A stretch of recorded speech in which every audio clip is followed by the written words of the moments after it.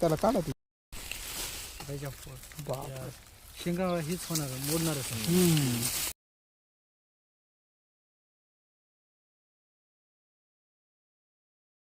नमस्कार शेतकरी बंधूंनो, मी Yogesh modak, Tapi bio fertiliser प्रतिनिधी.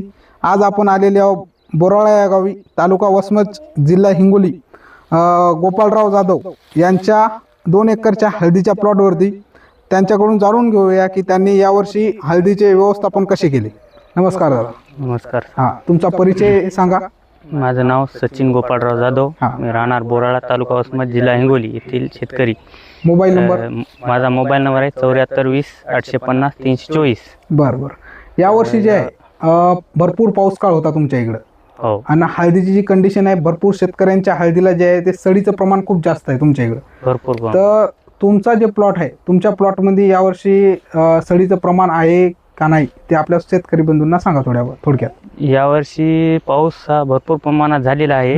आणि सड ही आमच्या भागामध्ये भरपूर प्रमाणात लागलेली आहे. म्हणजे हां. सडीचं हे पाण्यानं जास्त पाऊस काळ झाल्यामुळं पाणी जमिनीत साचून राहिल्यामुळं जास्त प्रमाणात नुकसान झालेलं आहे हां. सड वगैरे.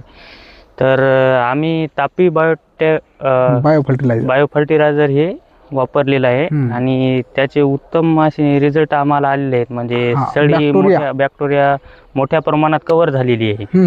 आणि हळद ही फुटवा वगैरे हे चांगला आहे. आणि त्याची कंडिशन पाहता सड लागलेली होती थोड्या प्रमाणात हळदीला सुरुवातीला.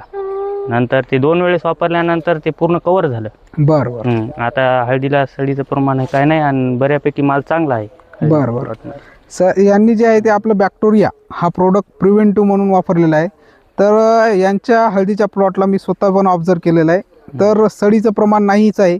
आणि समजा शेतकऱ्याला तुम्ही काय सजेशन देसाल सडसाठी, हुमण्यासाठी व मार्केटमध्ये इतके प्रोडक्ट आहेत, तर शेतकऱ्यांना तुमच्याकडून काय सजेशन जाईल की कोणतं प्रोडक्ट वापरा पाहिजे? माझं सजेशन असं राहील की तापी ॲग्रोबायोटेकचं बॅक्टेरिया हे चांगलं राहील.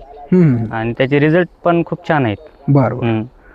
तरी शेतकरी बंधूंनो, तुम्हाला जर का प्रिव्हेंटिव्ह म्हणून सडीचे नियोजन करायचे असेल तर तुम्ही तापी बायो फर्टिलायझरचे बॅक्टेरिया हा प्रोडक्ट तुमच्या हळदीमध्ये नक्की वापरा. धन्यवाद.